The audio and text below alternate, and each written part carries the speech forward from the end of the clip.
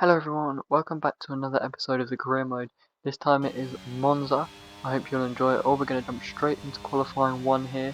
Honestly, now that we know how quick this Red Bull is, qualifying 1 and really 2 isn't a problem to get into. We've taken a brand new engine for this race, as it is the most important race on the calendar to have a good engine at, considering it is basically one big oval.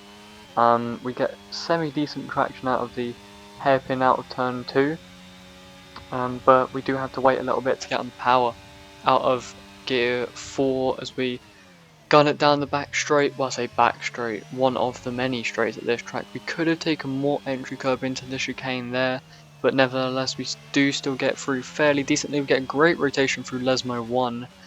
Keeping it in 6th gear, I didn't expect to get that much rotation, and we shift down all the way to 5th, almost invalidating on the exit of Lesmo 2 as we gun down to the Ascari section, which is arguably the most difficult part of the entire track to get right. We take a bunch of entry curb, really lucky not to invalidate there, but we don't turn in quite enough, which compromises our exit of the Ascari chicane. Is it a chicane? I think it's a chicane. As we come down to the famous Parabolica now to finish the lap, incredibly short lap. We could have maximised our exit a little bit more.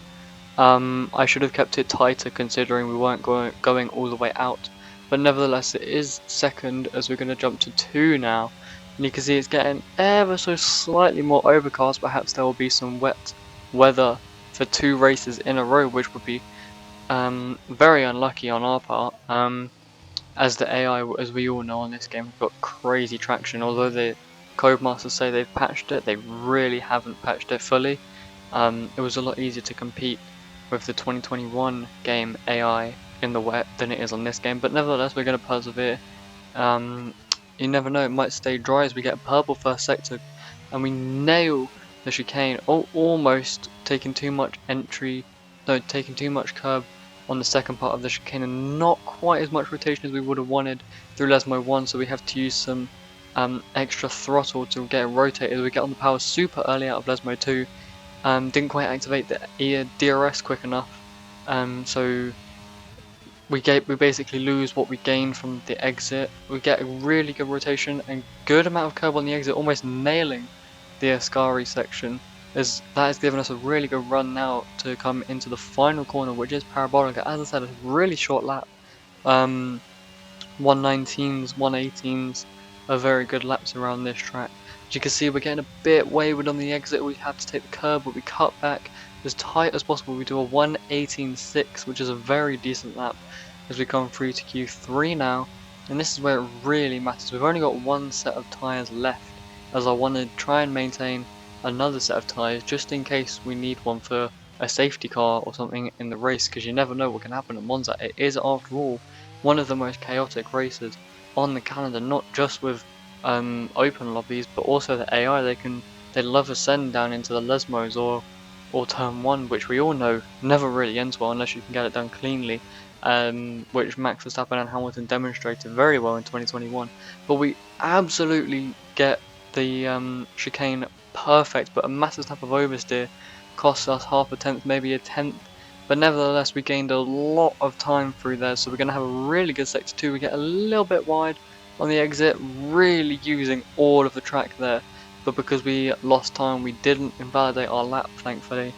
But that does mean that we aren't going to, because we could have been no purple sectors so far. It does not look like we're going to get pole, as we get a slightly decent run through Ascari. So overall it's an okay lap, but it's nothing special, which won't put us on pole unless we manage to absolutely nail Parabolica, which we do.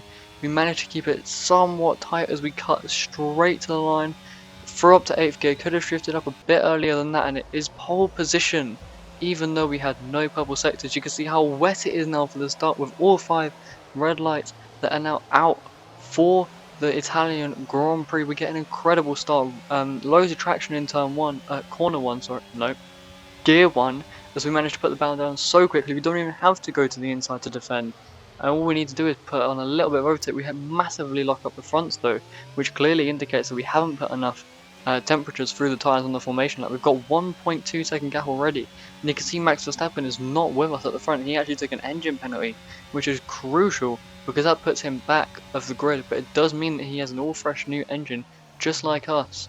We're going to see what we can do in these wet conditions. I'm really not used to this, and we're using our dry setup for this track, which is really not what we wanted to be doing.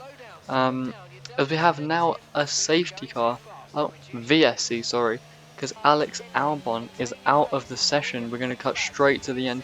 We get a good jump on George Russell. We're going to cover the inside, even though he's 8 tenths behind, just to make sure that he doesn't get any kind of a slipstream.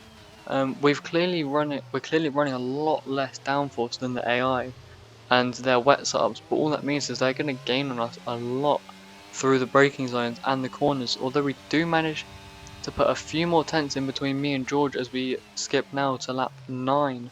As there was no real competition, you can see we've gained about a second again on George Russell. We've got a yellow flag behind us though. Who is it? That looks like a Williams and a Haas going slowly. That is Latifi, and it is also Kevin Magnussen, which brings out a full safety car. And I was contemplating going to the intermediate tyres at this point, but it's not quite time. You can see I've boxed this lap, but as we go around the lap I decide that it's not quite at the right stage for the intermediate tyres, and it would be too early to box off these tyres anyways. I'm still feeling pretty confident on these. We try and get a good exit, but we're getting so much wheel spin we couldn't put much heat through the tyres, considering the Inters are actually the best tyre now. But we pumped the overtake immediately, we're draining everything we have, and because we're running considerably less downforce than the AI, we can absolutely run away down the straights, which is really what we're looking for. We're going to go really slowly through this first chicane and all the corners around this circuit actually, just to make sure we can cover off, and as soon as we get to the straights we can bolt away from them, which ensures that we can stay in the lead of Russell, although he is not a slow car at all. That Mercedes is very quick all of a sudden in this stage of the season. We're shifting all the way down to third to try and get rotation, but we still don't get any as our brake's way too late, which means we go deep and compromises our exit. You can see George Russell's all over the back of us. He's only a tenth behind us, 2 tenths behind us, and he's really putting the pressure on now. We're having to try everything to stay in front, but also keep our car on the road, because let's not forget, in order to win you actually have to finish, and we do not want to put the car in a wall. That would be a terrible situation for our championship campaign this season. As I almost thought he was going to send it into a Ascari there. I saw him twitch to the inside, but he thought better of it. We're using fourth to try and get the traction as quickly as we can, which we do, and you can see what I mean about the straight line speed. As soon as we turn on the overtake and get to a straight, the AI have got absolutely no chance. We can stop deactivating it halfway down the straight. As you can see, Alonso behind is now attacking Russell, and Alonso's doing a fantastic job in the Alpine. He's managing to keep with all of us faster cars up front. You can see we're going to go into the box though this lap though. I felt like it was the perfect time for Inters, and all of the AI decided to stay out because they don't want to lose track position while they're all bundled together. But I thought it was a good sacrifice because we're going to be able to catch up, because they're all going to be battling ahead as we get a somewhat decent stop, a 2.5 second stop.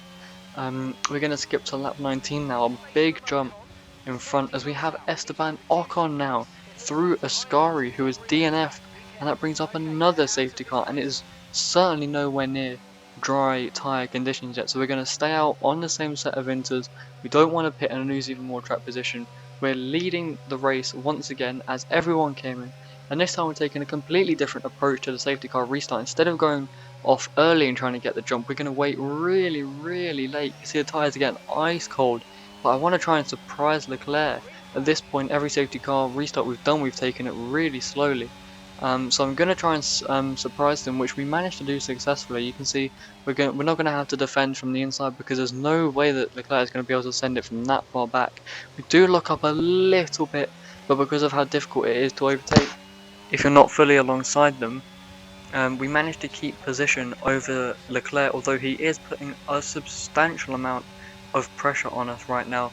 But we managed to make a somewhat decent gap through the curb or Grande, as he just doesn't have the bravery to turn the overtake on through that corner like we do, but he does have the bravery under throttle as we come through now to the final corner of the final lap. One of the Ferrari Leclerc behind us had a problem and it is quite literally this last corner that will decide the race. Winner Houghton tries to get the undercut on us, but he gets a little bit of oversteer as the we can see he's coming up right behind us. Is he going to dance to the inside? He's not, but it is going to be less than a tenth behind us for our third win in a row.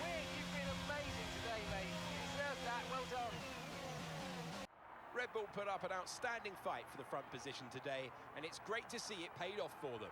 They do so much for the sport that you can't help but be delighted by today's race win.